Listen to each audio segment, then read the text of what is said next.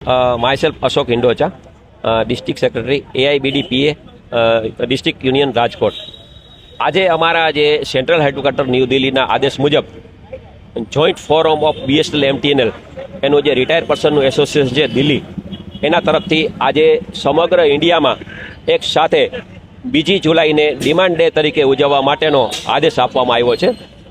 આ આદેશ અંતર્ગત અમો રાજકોટ જિલ્લાના બંને એસોસિએશનના હોદ્દેદારો, માયસેલ્ફ અશોક હિંડોચા, મારી બાજુમાં ઊભા છે શાંતિલાલ કંટેસરિયા, નીરુબેન સોલંકી, મયુરભાઈ રાવલ અને સમગ્ર ટીમ અને તમામ પેન્શનરો આજે જ્યુબિલી બાગ ખાતે ઉપસ્થિત થયા છે. અમારી જે મુખ્ય માગણી છે કે બધાને સેન્ટ્રલ ગવર્મેન્ટ, સ્ટેટ ગવર્મેન્ટ બધાને પગાર પંચનો લાભ મળ્યો છે. ફક્ત BSNL એક જ એવું છે કે જેને પગાર પંચનો લાભ નથી મળ્યો. ઉપરાંતમાં BSNLના કર્મચારીઓ સાથે જે ભેદભાવયુક્ત નીતિ અમલમાં લઈ આવ્યા છે એના માટે અમારો ખાસ વિરોધ છે. અમારી જે મુખ્ય માગણી છે 1/1/2017થી 15% ફિટમેન્ટ મુજબ વેજ રિવિઝન મળવું જોઈએ. BSNLને વેજ રિવિઝન ન મળવાથી પેન્શનરોને નુકસાની જાય છે, કારણ કે ગવર્મેન્ટ એમ કહે છે કે તમારું જે પેન્શન છે એ પે સ્કેલ સાથે, એટલે કે પે કમિશન સાથે એટેચ છે. થોડી વાર માટે બધા પ્લીઝ.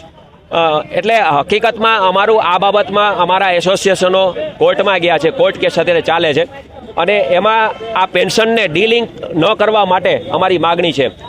બીજી એક ખાસ અમારી પબ્લિકલક્ષી એક જાહેરાત અમે કરી છે, માગણી મૂકી છે કે જે BSNLમાં જે ડબલ પોલિસી છે, ડિપાર્ટમેન્ટ ઓફ ટેલિકોમના અધિકારીઓ, દાખલા તરીકે અહીંના પ્રિન્સિપલ જનરલ મેનેજર છે, અમદાવાદના ચીફ GM છે અને ઉચ્ચ અધિકારીઓ એ ડોટના અધિકારી હોવાથી એ લોકોને 7મું પગાર પંચ મળ્યું છે, જ્યારે અમે લોકો BSNLમાં હોવાથી અમને પગાર પંચનો લાભ નથી મળ્યો.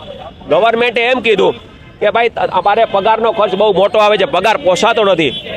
એ નામે ગવર્મેન્ટે મોટા પાયે છટણી કરી અને BSNLના મોટાભાગના કર્મચારીઓને ઘરે બેસાડી દીધા છે. આજે એકદમ લિમિટેડ કર્મચારીઓ રહ્યા છે, બરાબર, અને છતાં પણ અમને BSNLના કર્મચારીઓને વેજ રિવિઝનનો લાભ નથી મળ્યો અને પેન્શનમાં નુકસાની જાય છે.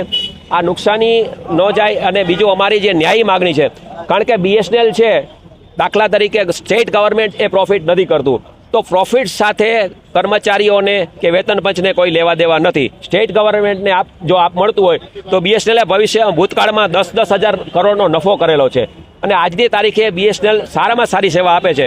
તો અમારી એક જ માગણી છે કે BSNLના કર્મચારીઓ જે હવે લિમિટેડ રહ્યા છે એને 7મા પગાર પંચની જેમ 3rd વેજ રિવિઝન મળવું જોઈએ અને પેન્શનરોને એ મુજબ એનું રિવિઝન થાય એ પ્રમાણે પેન્શન મળવું જોઈએ.